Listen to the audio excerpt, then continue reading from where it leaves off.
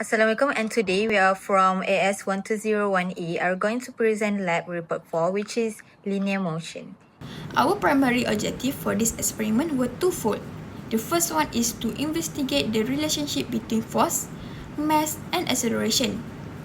This is essentially exploring Newton's second law of motion. The second one is to determine the acceleration of an object under a varying force. We wanted to see how changing the applied force affect the acceleration. To conduct the experiment, we used a standard set of equipment for studying motion. Our apparatus include an air tread rail, which minimizes friction, allowing for clear observation of acceleration, a blower to provide the air for the air tread, a pressure tube, a glider, which are the object of motion we are studying, a flag attached to the glider which passes through the photogate.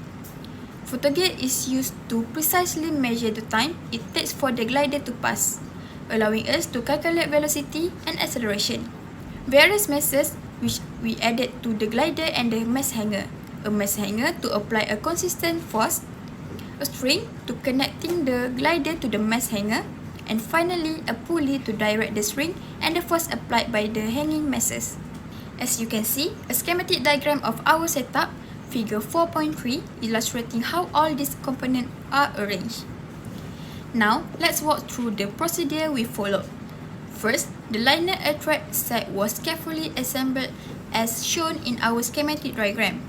The pump was switched on, allowing air to blow through the tread for several minutes to ensure a consistent air cushion. Crucially, the tread was balanced by adjusting its screw. This ensured the glider remained stationary when released and didn't drift either way, which is vital for accurate measurement. A hook was inserted at one end, and a flag was placed on top of the glider. We then measured and record the mass of the hanger, the mass of the glider, and the length of the flag. One end of the string was attached to the hanger, and the other end was attached to the glider. We started by placing masses with a total mass of 20 grams on the hanger and 80 grams on the glider. The string was carefully placed over the pulley. The glider was positioned exactly before the photogate. It was then released and the time shown on the photogate was recorded. Next, to ensure accuracy, this procedure step 7 and 8 was repeated 2 more times to obtain average value for the time, which helped minimize experimental error. Next, the slotted mass on the hanger was decreased and step 7 and 8 were repeated. Finally, this process was repeated 3 more times, transferring 20 grams from the slotted mass on the hanger to the glider in each repetition. This allowed us to vary the applied force while keeping the total mass of the system constant in some cases, and varying it in others to observe the resulting acceleration changes. Now for the result data. The length of the flag that we used in this experiment was 0.10 meter, and mass of the glider and flag, or mass 1, equals to 0.19 kilograms, and mass of hanger, or mass 2, equals to 0.01 kilograms. For total of slotted masses on glider, we recorded as MA. For total of slotted masses on hanger, we recorded as MB. For time taken, we recorded as T. For square of time taken, we recorded as T square. While total mass of glider and slotted masses, we recorded as MT1 equals to M1 plus MA. While total mass of hanger and slotted masses, we recorded as MT2 equals to M2 plus MB. And for weight of hanger and slotted masses, we recorded as F equals to MT2G. For the acceleration, we recorded as A equals to 2x over T squared.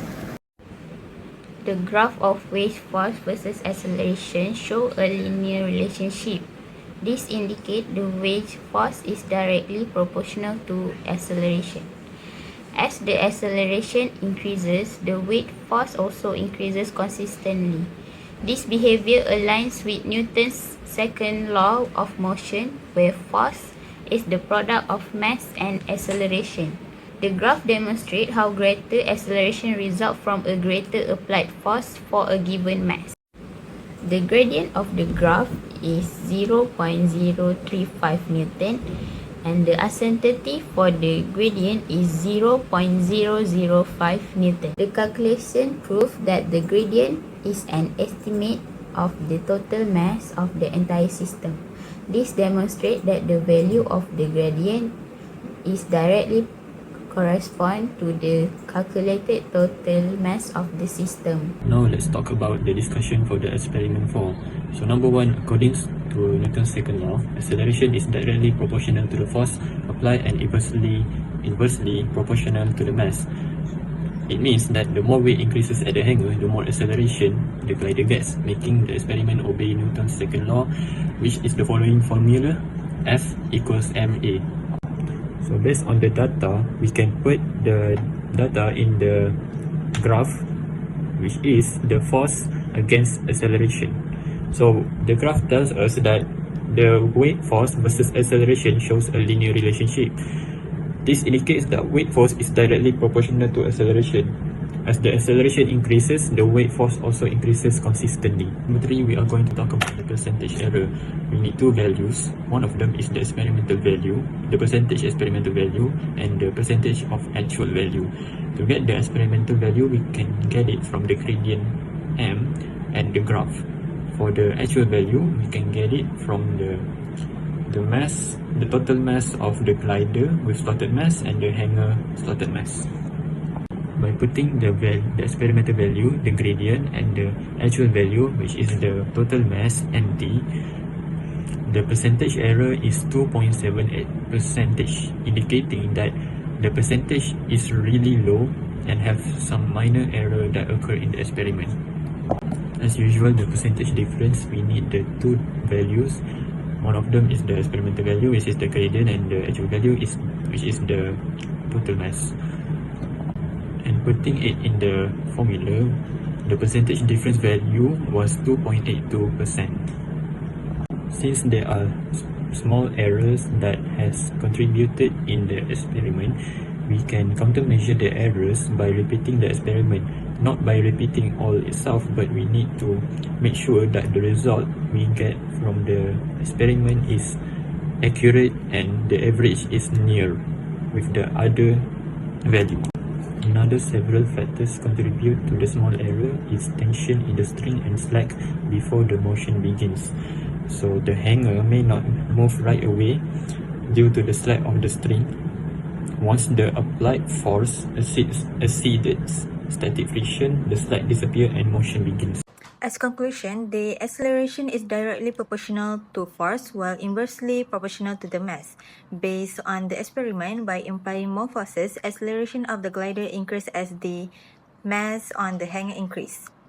The acceleration data goes from 9.091 meter per second, 15.385 meter per second, 22.222 meter per second, 25 meter per second, and 33.333 meter per second, with masses on the glider gradually decrease. We can conclude that the data obtained from this experiment is obey the Newton's second law as the graph exerted a linear line with gradient 0.030 Newton with uncertainties of 0.005 Newton. This slide consists of all the sources that we use for our lab report.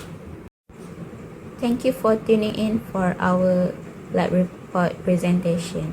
Have a nice day.